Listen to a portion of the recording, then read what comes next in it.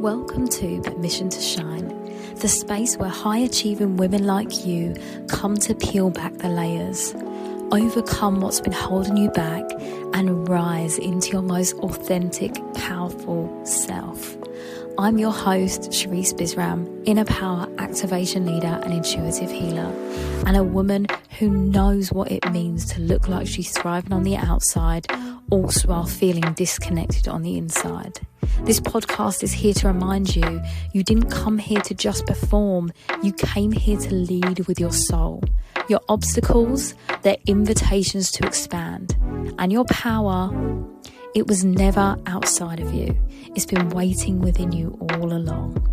Each week we'll dive into honest conversations, healing insight and soul-led strategies to help you stop self-sabotaging, reclaim your light and lead your life, your business and your relationships from deep-rooted truth. So if you're ready to rise with grace, softness and fire, you're in the right place. Let's get into it. Hello, my love. Well, if you're listening to this, 100% I can guarantee that you are reliable, dependable, and the one that holds everything together for everyone else. Tell me I'm wrong, right? And so I wanted to create an episode just for you. And I know I always talk about this type of thing because it's really highly important, but I just wanted to speak directly to you more so than ever because over the last 2 weeks, I've obviously held She Rises and then spoke to a number of clients and women in my world that are carrying out the same responses and actions in their life that are actually really diminishing the quality of life that they have. And I know that's quite a hard pill to swallow, and you're going to be like, well, I don't understand why or how or whatever. I'm going to talk you through it because I think that for me, the reason we do the things that we do is out of a pattern and out of survival mode. And we don't know that there's another way to do it. Because when I say to you, oh, you're always the one that holds it together for everyone else, you're always responsible, you're always reliable, people can count on you, you're dependable, all of those things.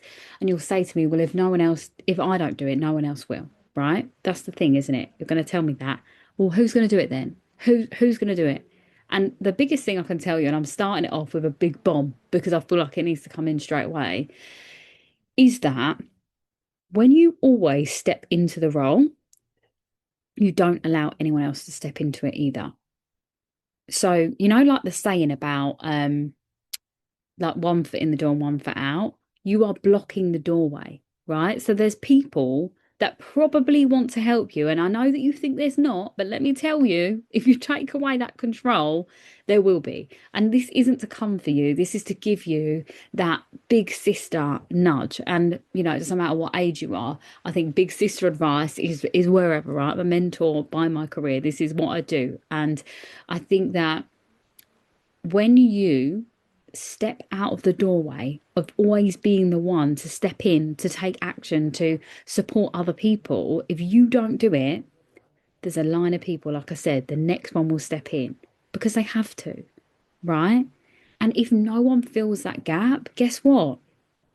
The person that always needs you will have to figure it out. Oh, that's scary, isn't it? Leaving that there, not having to control it and allowing people to figure it out. But I've spoken about this before and I'll say it again. When we control the situation and we step in when we feel like we need to, right? When we do that part, we're actually enabling bad behavior because we're not allowing the other people to figure out for themselves what the solution is. That is the biggest thing. And I know it's painful. And I know that you're probably thinking, shut up, I'm going to turn this off now. But please don't, because I want to talk through it, right? I want you to get to the origin of why you do that and how we move through this in like lots of different ways, right? So first of all, I want to start by saying that it's not your fault. In fact, you are doing everything you're doing right now because you don't want anyone to feel the way that you did growing up. You don't want to burden anyone. You don't want to anyone to feel like no one's there for them because you probably felt like that most of your life. Am I right? I get it. That was me. the reason that I know all of this stuff is because I was that. So I'm never speaking on just theory. And the women that come into my world have experienced a similar life journey because that's just the way it works, right? Your vibe attracts your tribe. And unfortunately, our strong, independent women that have been through so much stuff, we find each other. And I know that from the spaces that I hold, and our stories all resonate and connect. So for me, being the eldest daughter and then having a father that didn't step into his role and own it and, be the protection provider, I had to be that from a really young age.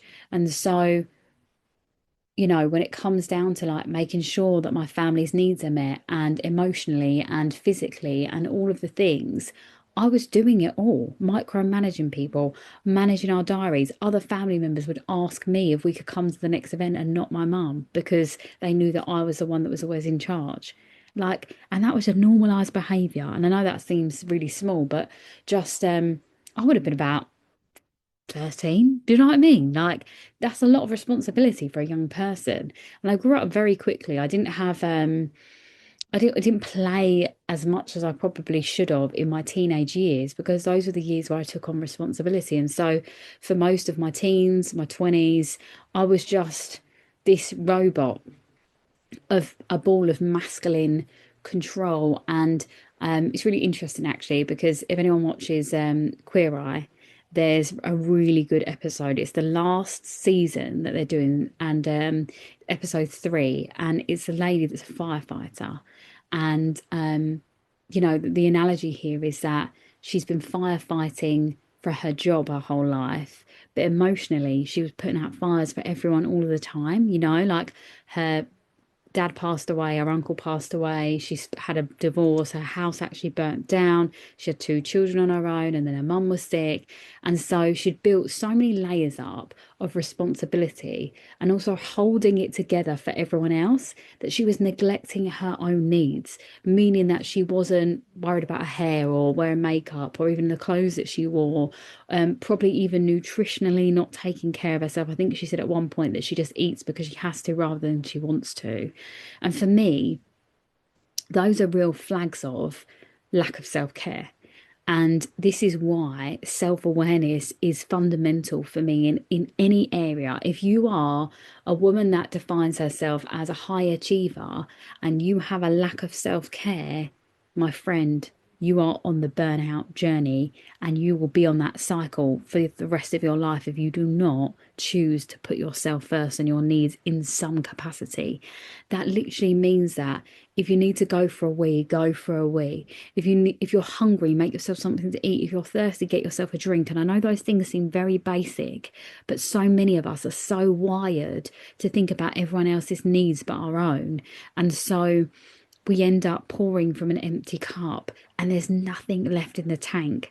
And it feels like we're clawing our way to the next hurdle or the next event, the next place you need to take your kids, or the next work milestone, or, whatever it is, we're just surviving through it. We're not thriving. And just like, your car, you've got to put oil and water in, which, we don't do very often, but we should be, right? If you were driving on I don't know, a 300-mile round trip, you would make sure that the car's needs are met, right? Because it would be unsafe for you to do that 300 miles round trip if your car didn't have the requirements. Or let's say petrol even, right? If you didn't have petrol or gas or electric in your car to get you where you wanted to be, you knew you wouldn't get there. It's the same with yourself. And I will scream this till the cows come home. Our basic needs need to be met in order for you to create safety, fun, and joy in your body. If you don't have the baseline needs of yourself met, you will not feel happiness. You will not feel joy. You will not feel excited. And so many women I speak to don't feel anything. They are numb because their needs are not met, right? And I know it sounds like I'm having a go at you. I'm not. I'm not having a go at you, but I'm just so passionate about this because it's such a small fix that we can do. And it's just every day making a conscious awareness of where we're spending our time and our energy and how we are meeting our needs. And if we are or if we're not, to be aware of that that's the first step, right? That's all it takes is just to make sure that your needs are met in that situation. And again, like this is you filling up your cup because when your cup's filled, then you have stuff to pour into everyone else. If you don't, then don't do it, right? The amount of conversations I have with people about boundaries being crossed because they're like, oh, well, they really needed me. Okay, but it was dinner time. You'd worked the whole day, and then your friend rings you when you're on the way home from work. You get to their house and you meet all of their needs. They don't offer to feed you, and then you come home really late at night, and then you end up having beans on toast because you don't have time to cook. Like, and I'm sure some of you are laughing because this is actually your life. But I'm sorry, if your friend ain't offering you dinner, that's a red flag. Just saying. If your friends don't offer you food, you need new friends, guys. Just saying. And in fact, if you're a friend that doesn't offer a friend food, then we need to take care of that red flag. And actually, the reason might be why is because your vibe attracts your tribe, and so your friends also skip dinner, right? No, we are grown adults. You need 3 meals a day. Well, okay, 3 meals a day is probably excessive. You might not need 3 meals a day, but you need to make sure your needs are met and you're eating, right? Consistently for your body. And you will know how many meals a day you need. Personally, I eat 3 meals a day. I rarely snack.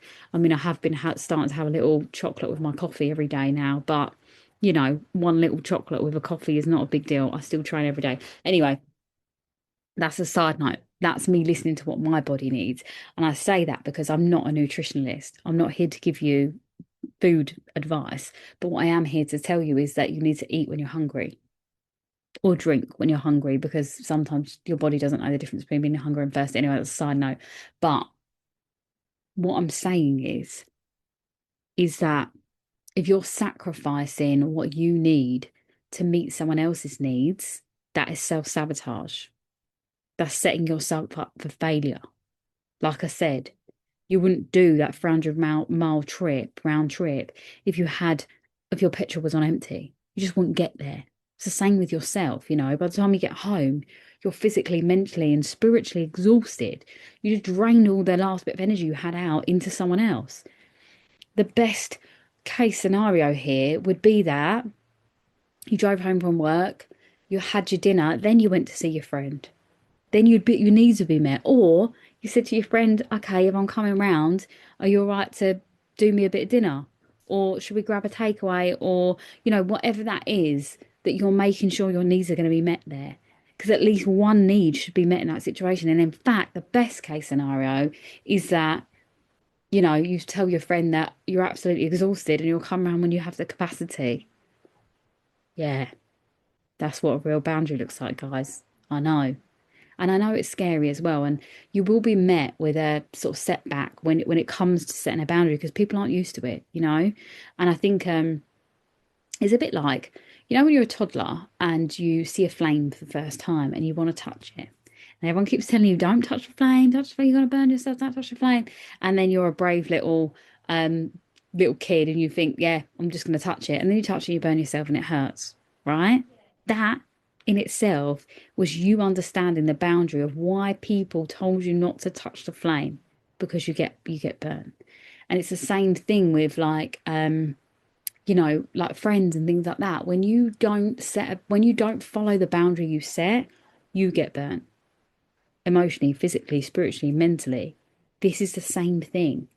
And so I've gone off on a tangent here, but I feel like the core of it is the same. When your needs are met and you are not making yourself adaptable to meet the needs of everyone else, or you're not sacrificing yourself in order to be the reliable, responsible one holding it down for everyone else, that in itself is a really liberating thing. And I know that people are so used to you being that they lift you up for it. They're like, oh, I can trust her. She's always there for me. She always does this for me. And if that's all people can say about you, what you do for them, not, I love her personality. She's really kind and caring. She always thinks about the small details that I wouldn't have thought about before. Maybe that one is kind of a little bit more in the useful thing. But if your friends aren't saying, oh, I love your personality or, these things too, then maybe you are just someone that is they're so used to doing everything. You're so used to doing everything for them that that's why, you know, they're not really supposed to be, I don't even want to say in your life. They're used to you in that role more than anything else, right? And the biggest part of this as well is not only about the boundary between friends and you giving too much, but it's also about you receiving help. That same episode that I'm talking about, Karamo, who does, culture and is like the therapist counselor of the group, he tried to break down some things with this woman and try and help her help herself. She didn't want to know. The wall was up. She was deflecting. She was actually quite, I would say, not very nice to him in that situation because she didn't want to let him in. And we're so afraid of vulnerability. We're so afraid of people knowing our weaknesses for whatever reason. Maybe it's we don't want to look weak. Maybe we don't want to feel vulnerable because when we felt vulnerable before when we were younger, we felt helpless and we don't want to feel helpless. And so we micromanage, we control, we set the armor up so we don't have to feel those feelings. But guess what? When we let down that wall and we allow the vulnerability to pour out of us, that then shows other people, one, that we're human, two, that we have feelings, because a lot of people will probably tell you that you're iron-hearted or, you never show emotion or you're so strong and capable that they've never seen that side of you. I didn't cry in front of anyone for 20 years. There's all of these things that we wear as a badge of honor. You're so strong. It's not about being strong like that, right? And in fact, when you do cry and show your vulnerability, it makes you 10 times stronger, 100 times stronger because it shows that you have humility, right? And so when we can show people and tell people what we need, we then allow the space for them to come in. For example, if you are always the person that goes to that friend that needs you, they are probably dying to help you. I don't know if you've heard the story about there's like a wealthy family, and every now and again the wife goes next door and asks for a cup of sugar from the family next door. And the husband always asks, why do you ask for sugar? We've got loads of sugar. And she says, because they don't have as much as we do, and there'll be a time where they need help, and I want them to feel like they can come to us.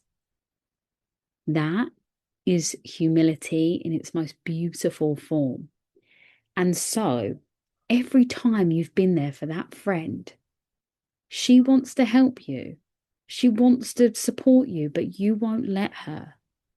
Imagine now you had someone in your life that kept being there for you, kept supporting you, kept giving so much to you. Right now, that probably makes you feel sick and you're like, I don't want anyone to do that for me. No, no, no, I don't need that. Right? What if that was the other way around and that friend felt that about you, that you just stepped in all the time and actually maybe they didn't need you to come to theirs, but you always did. You always sacrificed yourself to make sure their needs were met and they never wanted you to in the first place. And actually, maybe they never made you to know because they didn't want you to stay because they actually wanted you to go home so they could figure it out on their own. It's another angle to look at it, isn't it? But because we're so used to doing the same pattern, stepping into the same roles, we didn't even stop to ask. Interesting, isn't it? And this is where, for me, the discernment came in when I started to do this work very early into my journey with this type of work. I think I first started to get back into journaling again. And I remember hearing on the podcast, it must have been a Brene Brown podcast, I'm sure. And it was the question to ask people, do you want my advice or do you want me to listen? That changed my life, let me tell you. As a people pleaser, as a micromanager, as a responsible, strong, independent woman, discerning whether my friends wanted advice or if they just wanted me to listen made a world of difference. Because then I'm not going into fixer mode. I'm not going into problem solving mode. I'm not doing algebra in my head trying to figure out how I'm going to get from here to there to support them, make them dinner and all the things. It's like, no, actually, do you want me to listen? Do you want my advice? And even now, like I'll kind of know the friends that want advice and the ones that don't. And I'll be honest, I don't really have any friends in my life where we can't have this back and forth conversation. And if I don't have capacity to respond, I'll say, oh, I'll get back to you when I've got time. That's that's it. That's all it takes. It's not about you trying to find the solutions for them. It's about you holding space for people, and that's all you need to say. When you're back to back and you've got lots of messages to get through, just responding to someone to say, I really want to come back to this. I'm going to do it on this day at this time or whatever. Because people need clarity. And I think that sometimes when we are in our own way, like we do, as strong, independent women that want to find a solution to everything, we get in our own way because we get so busy figuring out all the small little details that don't need to be there, right? I'm sure you do it all the time. You're thinking, right, this needs to happen, and then I need to do this, and this, and this. And actually, when you look at front, when you zoom out of your emotions that are tied to that thing, all you need to do is get from A to B. But you've created a whole alphabet of all these other little extra stuff that need to be done, right? For example, if you've got family coming around at the weekend, and then you're thinking about, oh, well, so and so eats gluten free, and then they have this, and then I need to make sure I clean the floors, and I need to make sure, yeah, that I don't know, the kids' needs are met, and someone needs to pick the kid up. That would be such an easier thing if you just said to the gluten free person, can you bring something? Is that okay? Or if you said to everyone, because you were busy, hey guys, happy to host it at mine. How about we all bring a dish? Lovely. And then ask one of the kids, other kids' mums, do you mind dropping my kid off back to me this time round and I'll do it for you another time? The kid will get there.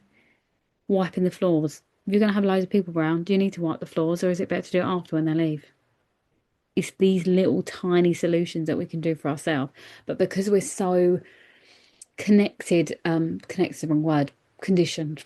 We're so conditioned to have things be a certain way and to have an expectation met. Again, like wearing this badge of honor of being the strong, reliable, relatable, dependable one, that we can't look like we show a sign of weakness or a sign of humanness, right? I'm sure the idea of a friend popping round when the house is absolutely chaotic sends chills down your spine. Trust me. I mean, my house has always been a place where things are clean, but they're messy. So there'll be coats everywhere, there'll be bags and shoes everywhere. But if you want to make a cup of tea, there's always a clean cup. The sink is clean and the toilet and the bathroom is clean, you know? So there'll be stuff everywhere, but it's clean. And I learned that because, well, it's quite complex actually. And, you know, my mum, that's her trauma response is that she's a bit of a hoarder. But also, she was always working. So as girls, me and my sister used to do the cleaning and things like that. And actually, my sister's still not very good at cleaning, bless her heart, but she tries. Um, it's clean to her level, which isn't dirty, but it's not my level of clean. But anyway, that's a side note. I'm sure you've all got that in your own lives. But we just learned that it wasn't a priority to have a tidy house. It was a priority to make the most out of living. And so although it was like that tidy space, tidy mind thing, which I very much have always kept a tidy space for myself. So my room's always been tidy, and clean, but not, and I'm sure my standard of clean, although I think it's very high, it's probably not someone else's standard of clean. Like someone that's got OCD would have their house immaculate, right? Spotless. And it's not about comparing cleanliness, by the way, but what I'm saying is that when we over fixate on the small details, we miss the point of living. And like I said, my mum was always working. So when she did get time off, she wasn't spending time doing the cleaning. She wanted to take us out or would meet up with family. There'd be other things that we were doing in between that for me showed me the beautiful thing about connection and family coming together. And then there'd be one day or one evening that she'd do a big blitz and it would be clean, but it was never as tidy as other people's houses where they didn't work. If one of the parents didn't work or, work part-time, the house would look very different. But was there less love? That's one of the things. And, I go back and forth with this a lot because like my mum's always loved us deeply, but I think when she was in the pit of going through living with my dad and being an addict and all of the things, that she was disassociating a lot of the time when she came home because she didn't know how to function. My mum was 22 when she had me. She was really young. It's all these factors play a big part in the making up of why we are the way we are. You might have grown up in a similar situation where your house might have been chaotic all the time and untidy. And so it's really important that your house is tidy so your mental well-being feels safe. That's okay, right? And that's a valid reason as to why you'd want it to be clean when people come around.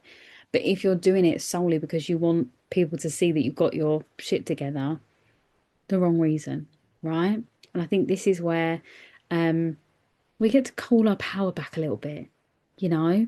I think that, yeah, in every situation that you do for this week, I'd love for you to ask yourself the reason why you're doing it. Because is it for approval of other people? Is it because you've always done it that way? Is it because that's your responsibility and people expect it of you? Because if it's those, that something needs to change. You know, if you're doing it because you want to, if you're doing it because it makes you feel happy, makes you feel like you've got more clarity, makes you feel more empowered, do it because of that, you know? And you can literally, like, I do this with my clients all the time, like, write a list of all the things they do per week. What do they enjoy doing and what do they not? Take it out. I mean, yes, if you don't enjoy going to the gym, but you want to be fit and healthy, and that's something you know you need, different scenario, right? There's an ultimate goal to it. And if it helps for you to know the reason why you do those tasks, write that down too and get really clear on the reasons why you're doing it. And the reason I say this, and it sounds so very pedantic, but it needs to be because it needs to shock your system into being aware.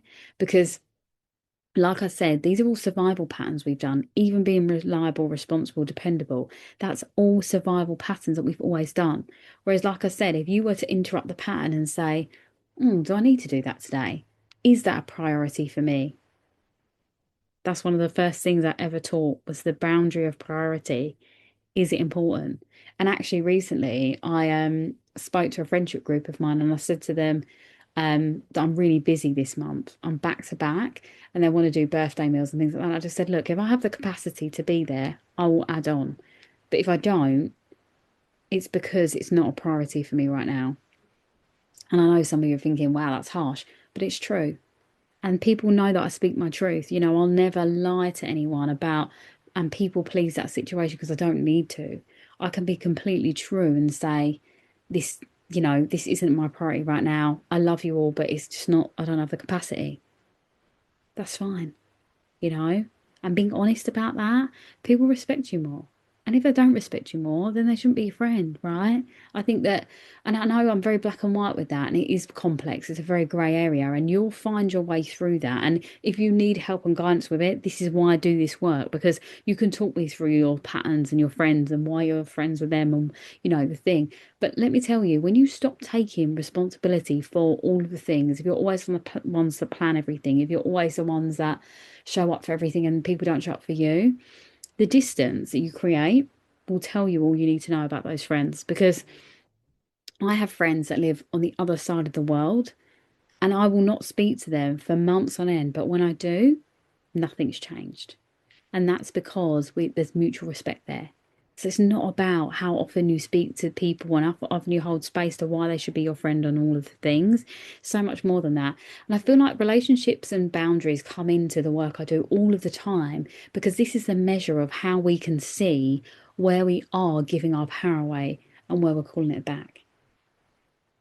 And let me tell you, when you stop giving all of the time, you start filling your own cup and your needs are met, that is you creating inner safety and inner trust. And when you trust yourself, other people trust you more. You will give better advice. You will be more reliable and more trustworthy, connected, and just this aura that you will have naturally. You'll magnetize the right situations, people and circumstances into your life as a byproduct of feeling safe in yourself, because right now you probably don't. Whether you know it or not, you probably don't feel safe in yourself. And you'll say things like, oh, well, I don't need anyone to rely on because I can rely on me. But can you sit still for a few hours by yourself and just read a book? Can you stay indoors all day without any plans and not go into breakout mode because you don't know what to do with your free time? If you can't and you don't know and you can't sit with yourself for a whole day, that is a sign that you are in autopilot burnout or in this overgiving self-abandonment thing. Because you should be able to just sit down for a few hours, read a book, make yourself a tea, chill out, watch something on telly without feeling guilty. You should be able to rest without it having to be a reward. That should just be a given. So if that's not the case, that's a massive sign that you are in a self-abandonment cycle and that your needs aren't met. So, like I said, write yourself that list. What are the tasks that you love to do? What are the ones that you don't love to do? And why are you doing them? That's going to give you everything you know, that awareness. And then when you start doing the more of the things that you do enjoy, and or you're doing the things that you don't enjoy, but you know why you're doing them, that's going to give you that sense of fulfillment. That's going to build a little bit more trust. When you start listening to your own needs, like going to the toilet when you need to, making yourself something to eat when you need to, make yourself a drink when you need to, again, building more self-trust. This is how we step into our power. And when we start to set those boundaries and follow them and actually, say in ourselves what we need and mean, this is how we start to access that real embodied inner power. And what I mean by that is that we become who we are supposed to be, fully in our presence, in our power, saying no, saying, I can't do that, I can do this instead, giving an alternative. All of these things are showing yourself, oh, I am worthy of being trusted. And it's nice to, fill myself up first. And then, it's nice to meet my own needs. All of these things are so important, and you deserve to feel them, and you deserve to be helped. Like I said, asking people if they're coming around to bring their own stuff, not a problem. If you were going to a friend's party and they said, do you want to bring a dish? Are you going to say no? And if you can't bring a dish, you might buy something, or you might ask someone else to bring something for you, or you might get something out of the freezer and defrost it and take it. There's so many different variations of this, right? Flip it. If someone was to ask of you what you're scared to ask of them, what would they say? Look at it that way for now, just to start off with, and we'll build this all up. And again, this is the work that I teach. And when I work with clients on an individual basis, this is what we work through. Like, what are the patterns in their lives? What are the small micro things that are making a big impact in their life, that are making them feel disconnected from who they truly are? And how can we take these badges of, strong woman, high achiever, dependable, relatable, reliable, all of these things. Relatable is not the right word. You can keep that one. And even all of them you can keep, but without them being on a pedestal, right? That shouldn't be the only thing that people love and value about you. There's so much more to you. And so when we can dismantle the armor and we can let our walls down, not only are we helping ourselves, we allow others to help and support us too. And it takes a village, right? To raise a family, to create a business, to follow your dreams. I watched the Grammys the other day and I just saw how the artists that got there, that actually made it in the end, had such strong support teams around them. And if you don't feel supported and you feel very lonely in your life, something needs to change. And it's on us to take accountability for ourselves and our own actions, because if we don't do that, that means that we're waiting for someone or something to come and save us. And we get to save us, you know? You get to meet all of the needs that were unmet in your childhood through choosing you. And this is exactly the work I teach. And I promise you that when you choose you, you create a new generational pattern and cycle, because then you teach your next generation how they look after themselves, and then they teach their generation. And so we stop the trauma loop, and instead we start this new legacy that looks like needs being met, people being fulfilled, love being on the forefront. Because guess what? When you love yourself, people feel it and they see it. It's the light. The light ripples and continues to ripple until everyone's illuminated. And that for me is so important, and every reason why I do this work. And even when it comes to, She Rises, the room where women refuse to abandon themselves ever again, that is a space that I continue to hold. And I'm going to continue to hold that probably for as long as I can right now. So if that's something you feel like you need, the link's in the show notes. The next one's in April. And if you are a woman that has something she's building, whether it's a business or a podcast or something that feels bigger than her legacy, if you are that woman, Unforgettable is the next step, and it's going to be a group, which I'm really excited about because I believe that when we share together our thoughts, our feelings, and the experiences that we've had, we take away the isolation and we get to support each other and lift each other up through this journey. And not only that, there's in-person elements. So we get to actually be in the room together and connect, right? That is such a powerful space to be in. I'm so excited for that. I'm planning to start that in March, and I'm really flexible with that start date because this is the beta of that, right? Very first time I'm hosting this, and I'm really excited to see how it goes. So the price is really great because obviously I want more women to have access to this, and I'm being discerning about who I let in because again I want it to be a safe space. So that's application only, and again that's in the show notes. That's called Unforgettable. But if you are listening to this and you feel like there's some real childhood patterns that you haven't addressed, and you know that they need to be addressed, and you know that they are shaping the way you live your life right now, and you don't want to feel this way anymore, drop me a DM on my social media. My link is in the bio, or you can comment through the podcast. I think my email is even linked to the podcast somewhere.